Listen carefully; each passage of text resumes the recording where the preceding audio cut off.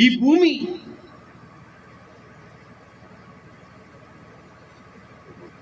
అంతా మనకి ఇచ్చేసాడండి, మనుషులకి ఇచ్చేసాడండి. ఈ రోజు ఆ భూమి మీద పడే మనుషులు బ్రతుకుతున్నారు. ఆ భూమి మీద నుంచి వచ్చే దాన్ని బట్టే మనుషులు బ్రతుకుతున్నారండి.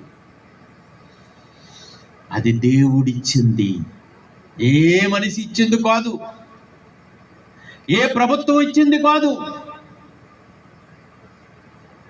ఏ రాజ్యము, ఏ చట్టము ఇచ్చింది కాదు. ఇది దేవుడిచ్చింది.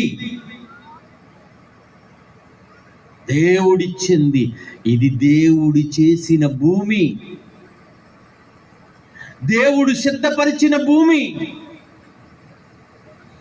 మనుషులైన మనల్ని ప్రేమించి మనకిచ్చేశాడండి. ఇది ఆ ఇచ్చిన దేవుడి గురించి